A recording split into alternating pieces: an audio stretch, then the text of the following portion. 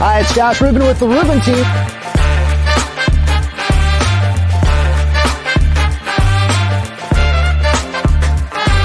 Let's go take a look.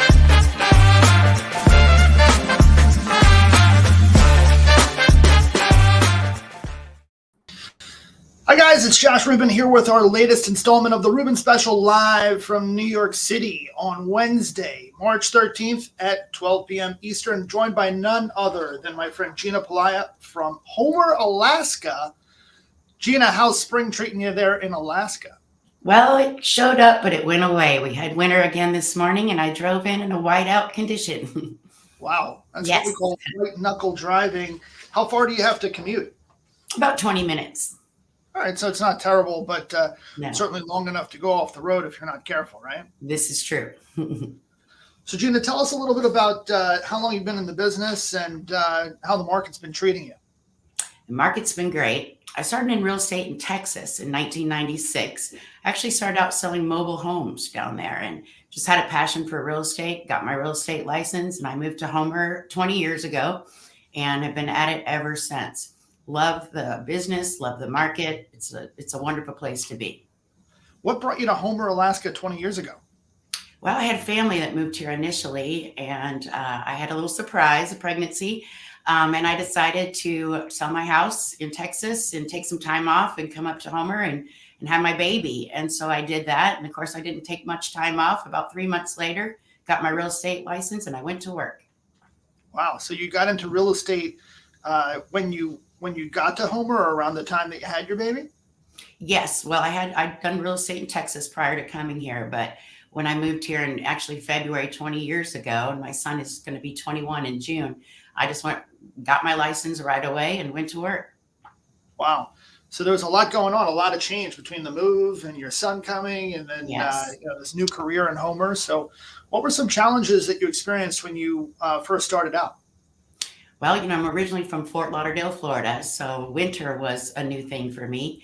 But I dove right in and I enjoy a lot of the winter activities. I ski, my son snowboards. We really enjoy all that Alaska has to offer.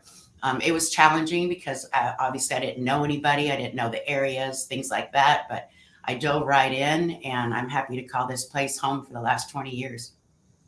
Very cool. So what would you say for somebody who's starting out in Homer, Alaska, if they just wanted to kind of start out and hit the ground running, based on your experience and the challenges that you encountered, what would be your advice? I would say just dive right in, learn the areas, drive around, check out the properties, meet the people, just dive right into the community. It's a healthy, very awesome, vibrant community, and it's easy to dive right in and get started. Cool. That sounds good. So in the last couple of years, you really hit your stride. You've been included in the Real Trends list, and you did almost $21 million in volume. What's your average home price, I should say? I would say the median home price in Homer is around 350 to 400,000. I don't just sell in Homer; I sell statewide. I currently have listings in Anchorage, Kodiak, Cooper Landing, Whittier, and of course Homer and the surrounding areas. And how far is it from one to the other for you? It's 220 miles to Anchorage, so it's Wow. quite a trek, but it's one of the Yeah. most gorgeous drives that you'll ever encounter. It's just amazing, beautiful. Yeah. And so do you have a team of people helping you in those other markets? Because 220 miles, that must be better part of 6 hours or something to drive. Yeah, it's about a 4 to 5 hour drive, depending on how you drive it and the time of the year. But Mhm. we have an office in Anchorage, we have an office in Wasilla, and I have a great team of people that I work with that facilitate things for me all the time. Cool. That sounds good. And so, in the last couple of years, what enabled you to be as successful as you are? I mean, covering all that territory is one thing. You have the team, of course, but I would imagine that with an average home price of $350,000 to $400,000, selling $21 million in volume is quite a bit. Yes. Well, I would say I would attribute a lot of it to Berkshire Hathaway. I was initially with kind of a mom and pop business here in Homer for 20 years, and we were doing real estate kind of like the 80s, and that's what, when I was approached by Berkshire Hathaway, that's what they said. So I feel like I've just been able to elevate my business for my clients, my customers. We have a global platform. We like to say our roots are local, but our reach is global. So I would just, I would definitely attribute a lot of it, my success, to this amazing company that I'm with. Yeah. Well, I know Gino Blafari is a real force, and he's Yes. taken what was, sort of old school brokerage, and with Warren's support and Berkshire Hathaway, they've turned Home Services of America into a pretty dynamic piece of the brokerage landscape just in the last 5 years.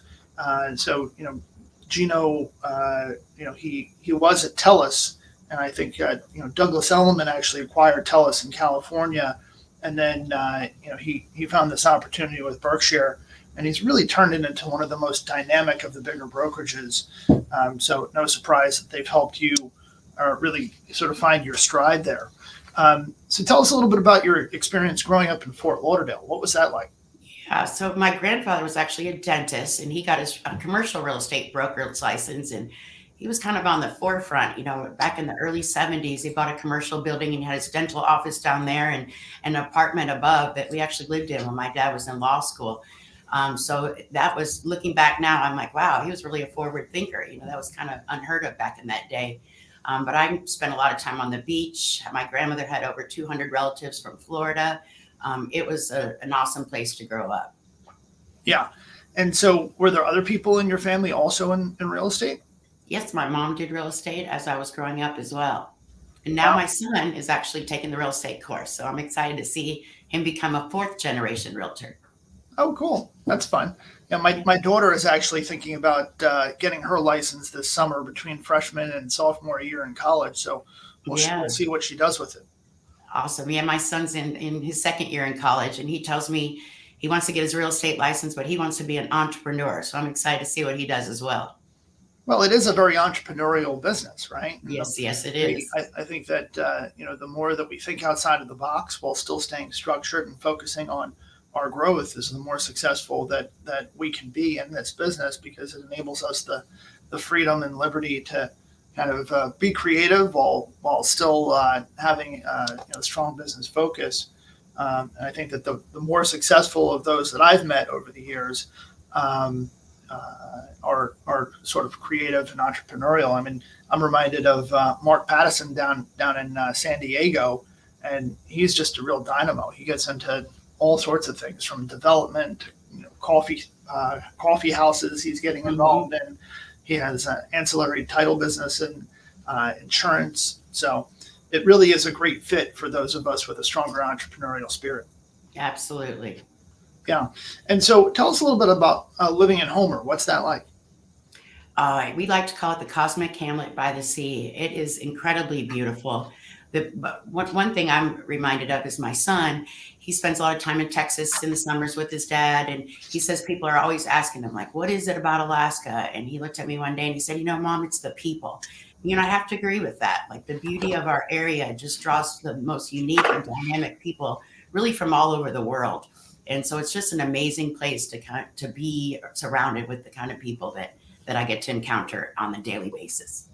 Yeah. So it's really the residents of Homer that make it as dynamic as it is, huh? It absolutely is. I mean, we really have people from all over the world that make this place their home, and a lot of second home, market as well. People just from all over the place wanting to establish roots here in Homer. Wow. And so HGTV, I know, came up there, and they did not exactly $1 million listing, but they came up with a slightly different format called Living Alaska. What was that like? That was amazing. I filmed 5 or 6 episodes with them, and I was actually the only realtor that they chose from Homer, and it was an incredible experience.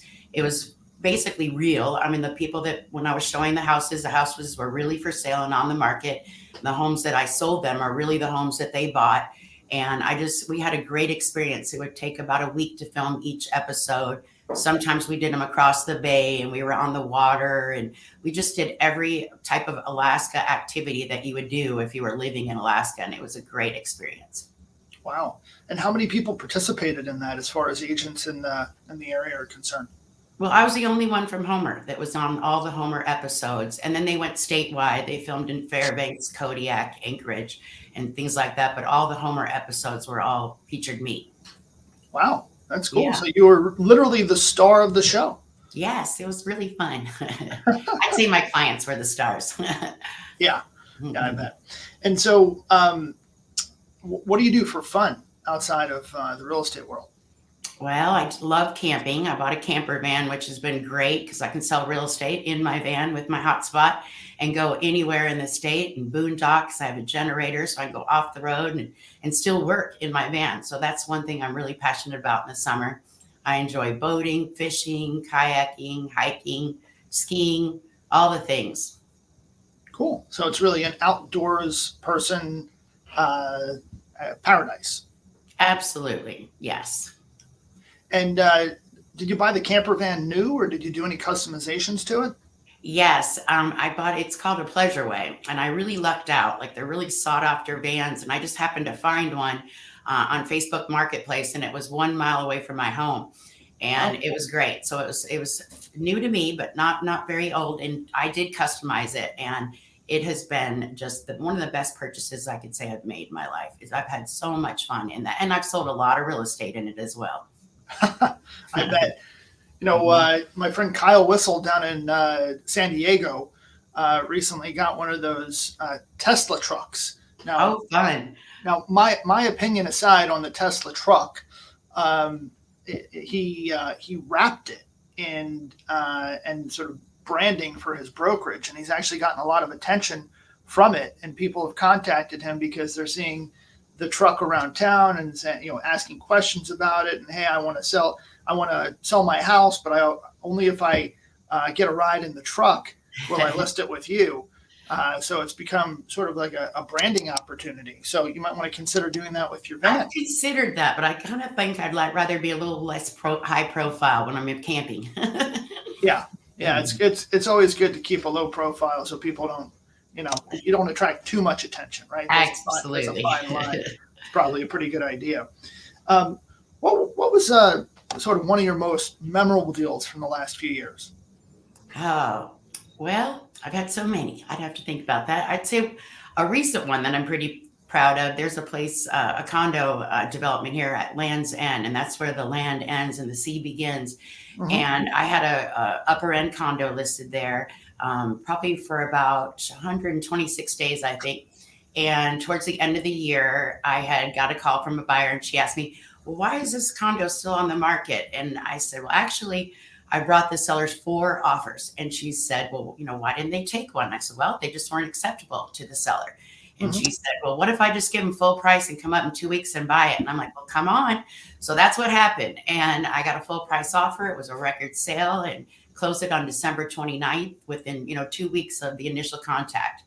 Wow, that's Yes, incredible that you can close a deal that quickly. I know. And if that's not a testament to your creativity and hard work, I don't know what is.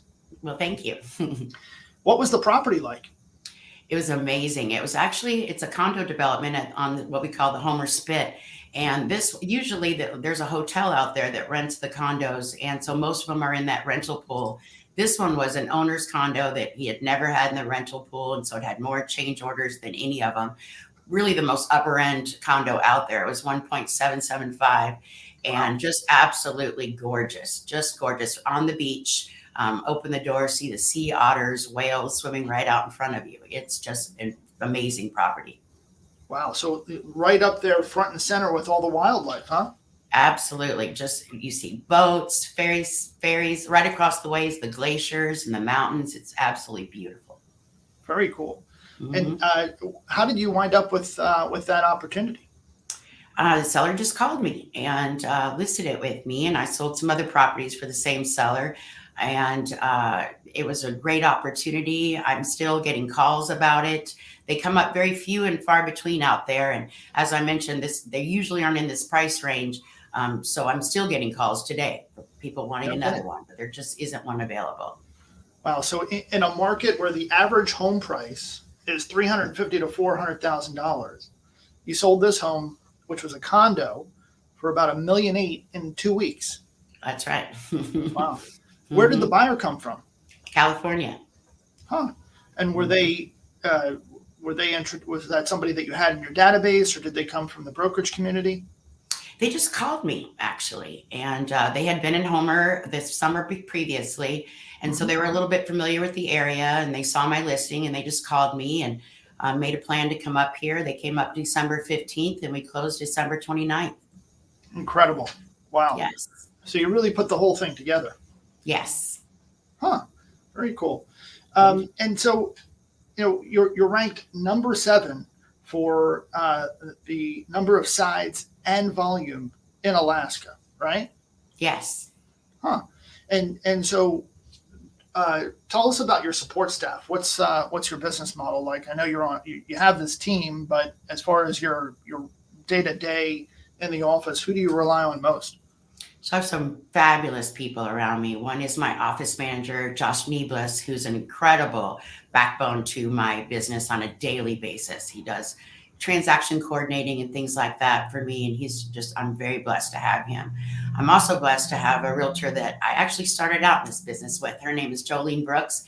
She was a front desk person at the mom and pop operation that we were at previously. And she was 18 years old when we started over 20 years ago. And many years ago we made a pact that we wanted to do real estate together, and that if I went anywhere I promised to bring her with me.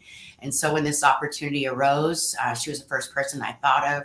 We clung together and we started this company together, and now we have about 10 agents, and we're number 1 in Homer for our 3rd year in a row, and it's only our 3rd year in business. Wow, that's incredible. Yeah. And so you and Jolene and the other gentleman's name is. Did I hear you say? Josh. I just want to make, because that's my name. So oftentimes I'll think I hear my name, but I'm Yeah. wrong. And so the three of you are like, sort of, you really stick together and you're able to have all this tremendous success, which is great. It's really great. And I'm also blessed to have a fabulous handyman in my life named Michael Cardwell, who just recently got his real estate license as well. And he's been a real asset, around showings and things like that. There might be some kind of issue. I have a licensed bonded handyman that I can bring with me who now has his real estate license. And I think he's going to do great as well. Wow, that's very cool. I was just speaking to my friend Christy Reese in Crested Butte, and she was telling me about an attorney who she knows very well within that community. And the gentleman has a lot of great relationships, longstanding with his clients who trust him. And he is getting close to retirement in his law practice. And he, too, is thinking about getting his real estate license and sort of segueing those relationships into real estate brokerage. So, as long as you have strong relationships and a foundation of people who trust you and a knowledge within the community, then, I think that, real estate, like your friend who's the handyman and like, Christie's lawyer, it could really be, a great second career and sometimes third for the right people. I think that Gina, people like you and I who either grew up in the business or were introduced to it from a very young age, obviously we've gone to the school of hard knocks, but it's really just all about relationships, isn't it? It absolutely is. I couldn't have said it better myself. You're so correct. Yeah. And so tell us a little bit about your experience on the board of realtors there. Yeah, so I started on the board of realtors many years ago, probably when I first got my license. One of the things I'm the most passionate about is a scholarship committee, which I've chaired for many years. And that is I wish we had more money to give these deserving kids that are graduating high school. That has been such a rewarding thing. I've served as president for our board 4 times, I believe. We're a small, close-knit board. We try to do good things for the community. We do fundraisers, things like that. And it's just been a good, healthy organization to be involved with. Yeah. Well, it certainly puts you out there in the forefront and, sets the way for, the rest of the community. And it's good that they have such a trailblazer and somebody who has really been at the forefront for the last 20 years in the majority of their career. Thank you. Yeah. So I know you're out there in a more rural setting. What are some of the surprises that you've run into in the course of your showings and day to day on various properties? Oh, you name it. Well, moose is a thing. You can be on a property and open a door and a moose is standing right there. One time I was at a friend's of mine's house that I was actually showing, and they were feeding birds, probably not at the right time of the year to be feeding birds. And I looked out the window and there were 4 bears hanging in the tree. There was a mom bear and 3 little cubs. And Wow. we had to wait before we could get outside the house to make sure we didn't disturb them. So anything's possible. Eagles, boot, moose, bear. One time I saw lynx. That was pretty cool. So Wow. lots of wildlife and adventure. Yeah. And so where was the moose when you ran into them? Oh, you see moose all the time. They'll come up to the window in the house that you're at. Their nose will be just poking in the window. So, or Wow. sometimes you'll walk out the house and you'll look around the corner and there's a big moose standing there, and you just kind of want to give them their space and let them pass by before you go outside. Yeah. Yeah. One time I was on a hike in the Redwood Forest in Northern California, Uh, and just hiking down this trail. And we came around a bend. Kathy and I were with our 3 kids. All of a sudden, there was a big moose right on the side of the trail, no more than 5 feet from us. uh, So, of course, the kids were fascinated and they wanted to stand there in front of the moose and sort of interact with it. And I said, no, no, no, just stay keep going. focused and keep moving. Just keep That's moving. right. Good advice. If you ignore them, they'll ignore you. But if you don't, then chances are they might start to feel threatened and not That's true. understand that you're friendly. But you're friendly. They don't. They interpret it as a threat, and they will attack you. Yes, they will. And so those bears that you saw out front in the tree, how long did you have to wait for them to make themselves scarce? About an hour, actually. They were playing out there for quite a while. So we just enjoyed the show. Yeah, I'll bet. And Mhm. how big were they? They were cubs. 3 of them were cubs, and it was a mama bear, and they were black bears, fortunately. Yeah. So the black Mhm. bears, they're a little bit smaller, are they? They're a little bit smaller, yes. Hmm. You Wow. really don't want to run into a brown bear. Yeah. Yeah. And so I'm curious. I mean, where do you see the market going up there in Homer and the surrounding area over the course of the year? We have the election coming up. Obviously, I was just down in Orlando at one of the Tom Ferry events, and one of the key takeaways was trying to front load our year. But what are you seeing? I think it's going to be a great year. We're already off to a great start. I think with COVID, a lot of people realize they can work and live from anywhere.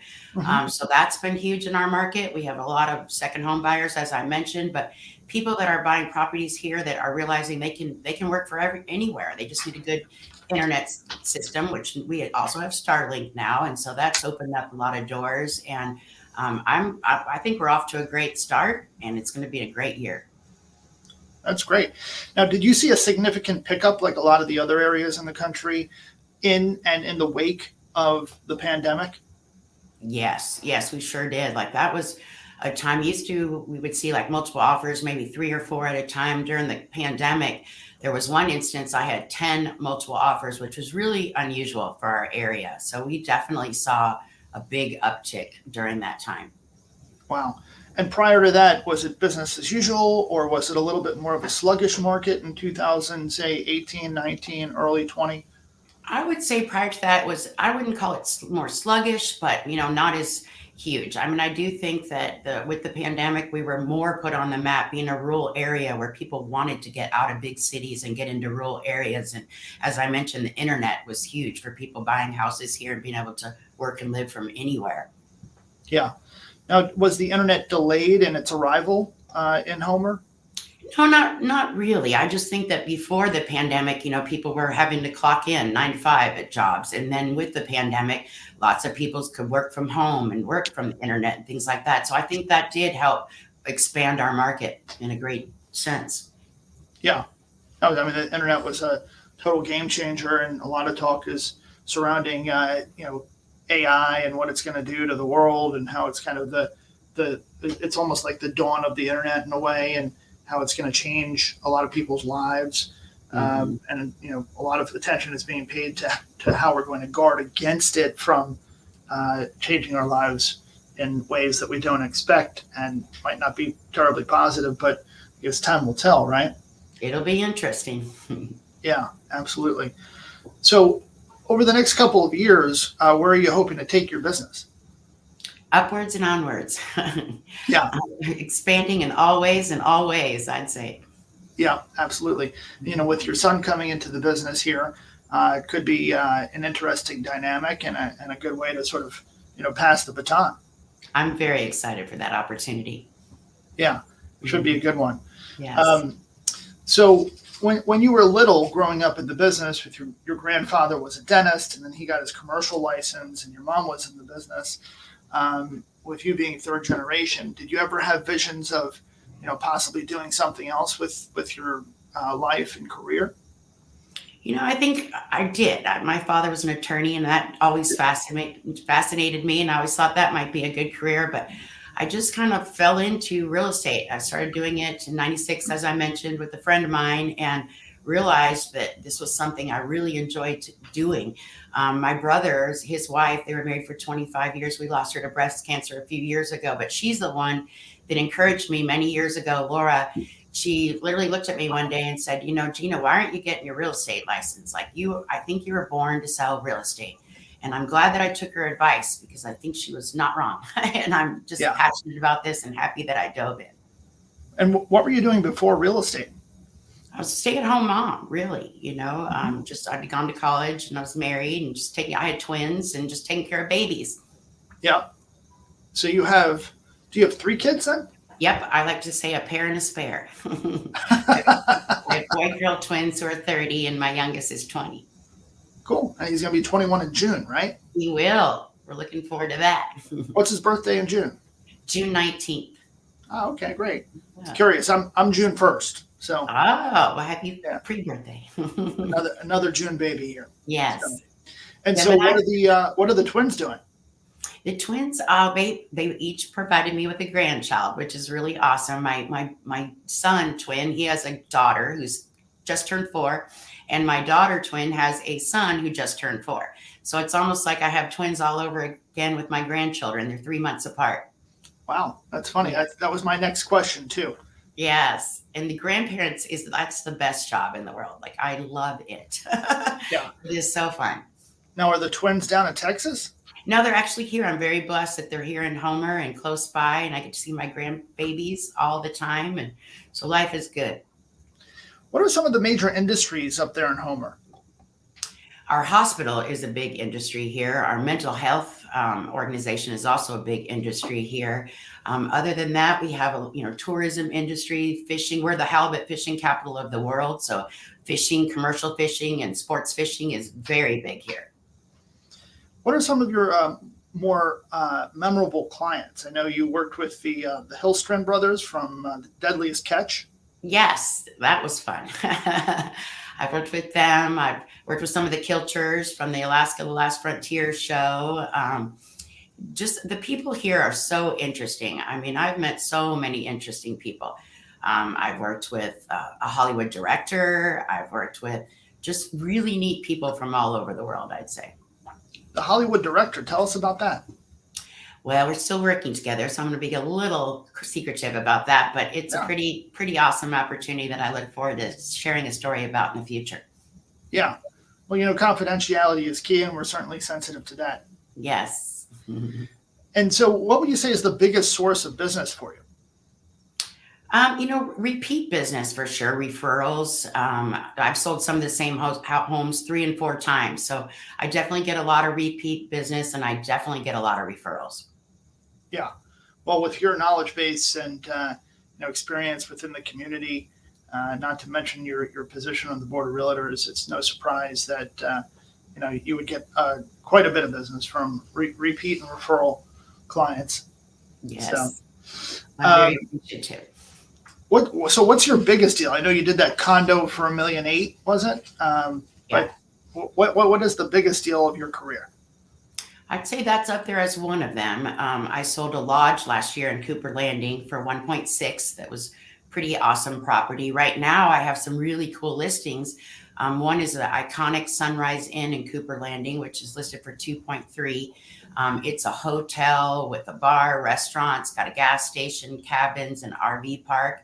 And then adjacent to that, I just listed It's called the Alaska Horseman's Ranch, and that is an amazing property, 3.87 acres, bunch of cabins, and it's a horse recreational business, like a tour business that they do with Kenai Princess Lodge, which is the cruise line that has a lodge up in Cooper Landing. And these properties are adjacent together. So it's a pretty fantastic opportunity for one person to get just under 10 acres of prime commercial real estate in Cooper Landing, which is just an amazing place with the world-class salmon fishing there. Wow, very cool.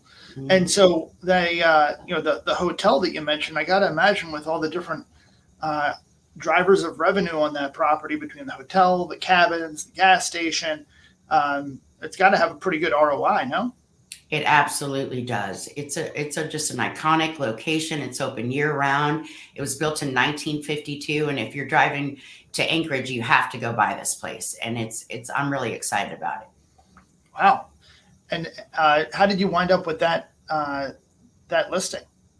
I've sold some other properties in Cooper Landing, and the owner just called me up and told me she was interviewing real estate agents and asked me if I'd come up and meet her. And so I did, and she listed on the spot with me. Wow. It's always great when you have what my dad and I affectionately refer to as a one-call close, right? Exactly. All we need is one. Yeah. I'd say the majority of the people that we work with here are fairly cerebral, and they like to kind of digest things and think about them. So it's always a little bit more challenging to just, close them on the spot. They usually like to kind of have a conversation and maybe have a second meeting and then have, a couple more conversations and then ask questions and think about things. And then, over, a couple weeks, if they're ready at that time, which is another story in and of itself, do you then, ultimately get the listing? A lot of the people that I've met over the years have been from my mailings. And so because I'm constantly in front of them by way of the mailings, I typically will meet them at the top of the funnel, which is when they're, just starting to get curious about the idea of selling. And so they might call me to get, the value of their property. But in many cases, they're not ready to go right then and there. So it's really, it's almost like they turn into a past client in a way in terms of my follow-up over the course of weeks, months, and in many cases years before they're actually ready to do something. And it varies, right? Their need to do something varies. In some cases, it's because their kids are going to school uptown, and so the commute back and forth between classes and extracurricular activities becomes a little bit of a burden to them. In some cases, obviously, they're moving out of town or downsizing or upsizing. Some of my favorite clients are actually those who are of retirement age and moving to be closer to family or going into assisted living. And I really appreciate working with those properties because they tend to have more character, and in some cases they have interesting stories to them. So, what would you say your sort of avatar client is? Your perfect profile of a seller or buyer? Not really like all people. One thing that I've noticed is, I look around my friend group. Every single one of them, I started with selling them a home or a property. They become fast friends typically, and I have a variety. I love them all. I love the older people. I love the younger people. It's exciting to be involved with somebody's first time home purchase, and it's also, an honor to be chosen with somebody's, when they're going through their life changes, divorces, deaths, things like that. And then they chose you to kind of help them close that chapter and start a new chapter. That's always an honor and a grateful experience, I would say. Yeah. Well, it's interesting. We're typically side by side with these people when they are going through these life changes, whether it be, welcoming children, where they're expanding their household to the kids leaving the nest, or in some cases losing a spouse or going through a divorce. But, what's important is that we build these longstanding, trusting relationships, and we really put the client first. And I think that's what, you and I and a lot of the people who are more successful in our industry really focus on, more so than the transaction. And the income side of things is really just on helping people. Mm-hmm. And one listing that we're getting this week is interesting. I met this woman when she was working for a company. She had just graduated school. She was in her first job, and I could tell that she was exceptionally bright and had a lot of potential. And she was fortunate enough to have parents who were helping her buy her first home. And I figured it would probably be a typical starter home. Lived there 3 to 5 years. We stayed in touch, and in the blink of an eye, 15 years have passed. She started her own activewear company, and she met her perfect match, and is in the process of buying a new home in New Jersey. And so it's time for her to sell the apartment that I sold her 15 years ago. So you never know when people are going to need you, but it's important that you stay close and remain patient and helpful. And here we're going to be able to put her home on the market for $2 million. And I'm pretty confident that we'll be able to get it done. So, yeah. We're firm believers in Alan Dalton's way of the forever agent. We want to be there for their first transaction, and I have that tagline on my email, and I can't tell you how many clients write me back and say, you know what, you are our forever agent. We love that. We're not just here for today, want to be there forever. Yeah. Yeah, no, that's always been my philosophy, and fortunately, I've had some success with that as well. And some of our clients have done as many as 6 and 7 transactions with us, just themselves, let alone the people that they've put in touch with us over the years, and we've helped a lot of people, and it's turned into sort of a multi-generational opportunity where sometimes the kids will buy something from us, and then the parents want to move to be closer to them, and so they'll buy a small place here in the city, and vice versa. The parents will buy their pied-à-terre, and then they'll introduce us to the kids, and sometimes they'll have 2 or 3 kids in the city, and they're constantly moving around. So it's nice that way, for sure. It is. I'm definitely a realtor for many different families, and it's such an honor when the whole family's working with you. Yeah. So one of the things that a lot of the people that we talk to tend to focus on is finding ways to give back. Yes. And I know that you are a chairperson of scholarship committee. Can you tell us about that?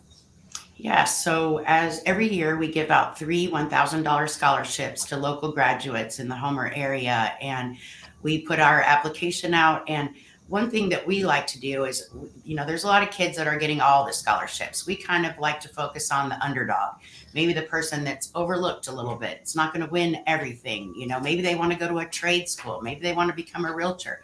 We like to, support the kids like that. And it's such an honor. I mean, we get so many applications. And like I had mentioned earlier, I wish I had more money to give these students because they're so deserving. And it's just a real feel-good thing that our community does. Yeah. Well, that's remarkable. Sometimes I see kids who start off in these underserved communities, and they find a way to make it right. My father's wife, Bonnie, is really an all-star educator. She was teaching in the middle schools in inner city Philadelphia, in North Philadelphia, which is known to be a very challenging community in a number of ways. But she's seen a couple students rise above the rest. And one of them started off in, underprivileged community, and he stuck to it and knew that he had the ability to get himself out of it. And now he's one of the lead executives at Vanguard. Awesome. And he has his private pilot's license. So, a lot of these kids in these underserved communities have incredible potential, but it's really a combination of having the right support and believing in themselves in order to really achieve their true potential. And I think that if there were resources provided to a lot of these people, you'd really see tremendous progress. And I think that a lot of these people would surprise certainly their community and even themselves and what they could achieve. So I think that's a great that's a great thing that you're doing. Thank you. It's very rewarding. In fact, one of our realtors, it's a current realtor here, she won this scholarship many, many years ago. And Wow. that's amazing when they come back to you years later and be like, oh, you know, this is what I did with that scholarship. Makes you feel really good. Mm-hmm. Yeah. Not only did they remember you, but they're essentially paying it forward and coming full That's circle right. to help you and the company. So Yeah, that's great. absolutely. Wow. Well, Gina, I really appreciate you spending time with us today on the Rubin Special. This has been a real treat getting to know you. Thank you. Look forward to repaying the favor in some way one day. Thank you, You're Josh. clearly a star at what you do, not just in Homer, but really across the country. You're a shining example of what it means to be a realtor and all that it takes to not only be successful, but really be passionate and love what you do. So thank you. Thank you, Josh. It's been my pleasure. I appreciate the opportunity. Of course. We'll see you soon. All right, sounds good. Hi, it's Josh Rubin with the Rubin team.